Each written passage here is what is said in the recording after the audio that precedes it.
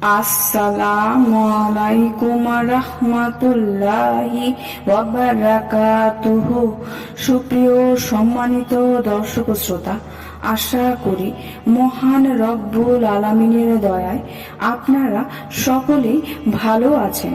সুপ্রিয় সম্মানিত দর্শক শ্রোতা, আজকে হযরত আলী রাদিয়াল্লাহু তাআলা আনহু থেকে একটি ঘটনা বর্ণনা করব। ঘটনাটি আশা করব শেষ পর্যন্ত শুনবেন। ঘটনার শিরোনাম হলো ক্ষুধা এবং শীতের তীব্রতায়। আলী রাদিয়াল্লাহু আনহু ক্ষুধার্ত অবস্থায় ঘর থেকে বের হলেন। তখন ছিল শীতকাল, গায়ে একটি মাত্র পুরাতন চাদর। শীতের প্রকোপে তিনি কাঁপছেন।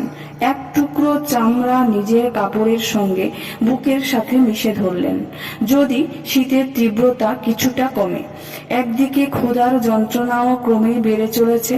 ভাবছেন, রাসূল সাল্লাল্লাহু আলাইহি ওয়াসাল্লামের ঘরে গিয়েও কোনো লাভ নেই, কারণ তার ঘরে খাবারের ব্যবস্থা থাকলে অবশ্যই আমার ঘরে পাঠিয়ে দিতেন।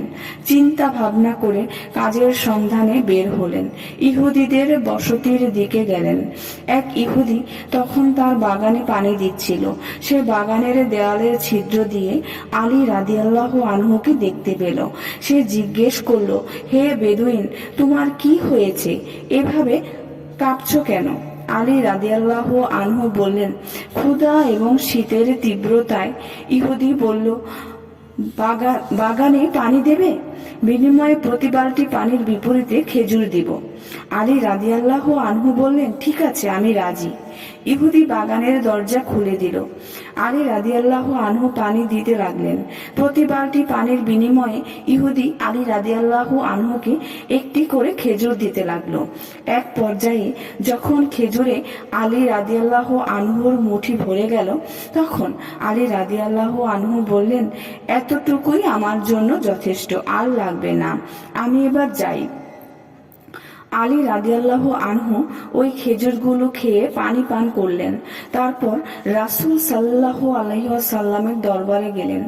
আলী রাদিয়াল্লাহু আনহু এমন দৈন্য দশা অবস্থা দেখে রাসূল সাল্লাল্লাহু আলাইহি ওয়াসাল্লামের চোখ অশ্রুতে ভরে গেল। রাসূল সাল্লাল্লাহু আলাইহি ওয়াসাল্লামের মনে পড়ে গেল আলী রাদিয়াল্লাহু আনহুর সেই সচ্ছল সময়ের দিনগুলো। এরপর রাসূল সাল্লাল্লাহু আলাইহি ওয়াসাল্লাম বললেন, ওই সময় তোমাদের কেমন লাগবে যখন তোমরা সকালে একটি জামা পরবে আর সন্ধ্যায় সেটি খুলে ফেলে আরেকটি পরবে? তোমাদের ঘর কাবার মতো গেলাফ দিয়ে ঢাকা হবে। সাহাবায়ে একরাম রাদিয়াল্লাহু আনহু বললেন, তাহলে তো ভালোই লাগবে, আমরা বেশি বেশি ইবাদত করার সুযোগ পাবো। রাসূল সাল্লাল্লাহু আলাইহি ওয়াসাল্লাম বললেন, সেই সময়ের চেয়ে তোমরা বর্তমানে অনেক ভালো আছো। সুপ্রিয় ও সম্মানিত দর্শক ও শ্রোতা, আশা করি ঘটনাটি ভালো লেগেছে। ঘটনাটি যদি ভালো লেগে থাকে অবশ্যই চ্যানেলটি সাবস্ক্রাইব করবেন, লাইক করবেন, কমেন্ট করবেন এবং বেশি বেশি শেয়ার করে দিবেন। সবাই ভালো থাকবেন। আল্লাহ হাফেজ।